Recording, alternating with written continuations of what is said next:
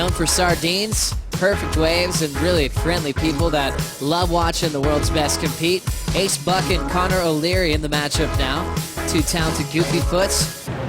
Connor O'Leary right behind him on the rankings, so you're seeing two guys fighting to jump each other on the Jeep leaderboard heading into Pipeline. As we see Ace trying to get things started.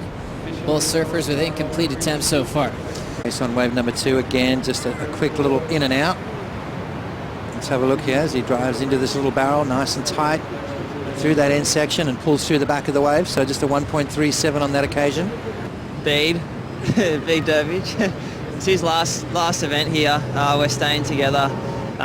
He was so fired up, and the forecast is so good, and he's like the most excited frother I've ever stayed with. It feels funny that he's going to retire, but he was just so excited and had me so excited, and we came down in the dark in the last 2 days and had some surfs, and so infectious to just feed off that energy that's on the beach. Julian, great surfing. We'll see you in round 4. Great to hear from Julian Wilson, finding some magic, staying with Bede Durbridge as Connor O'Leary makes the first barrel.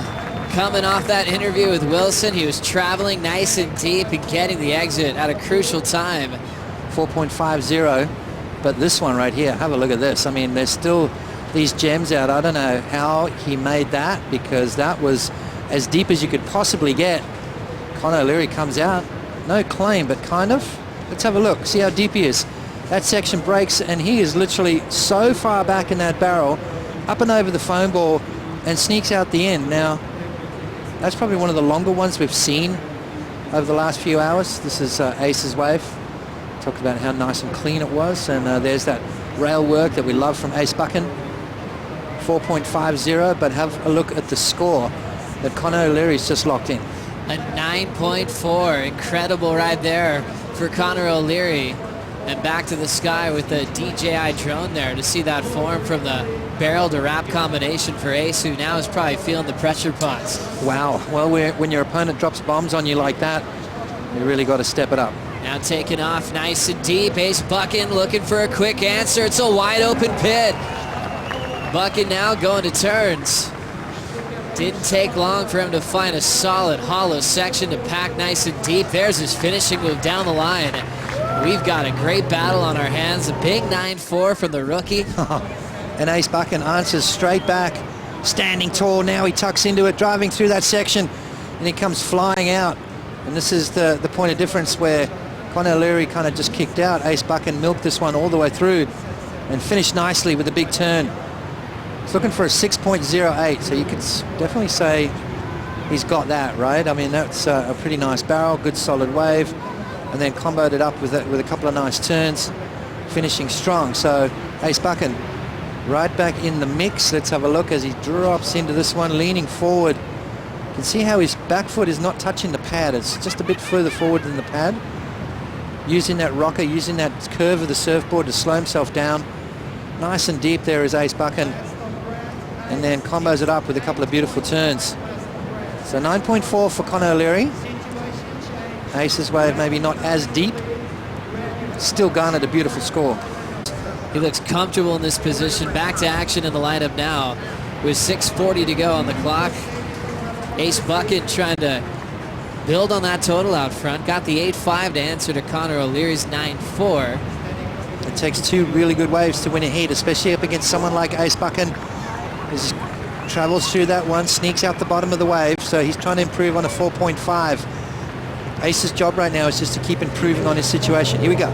Having a look now, looking for just a 3.6 backhand barrel approach from the rookie, and somehow finds the low road to get the completion.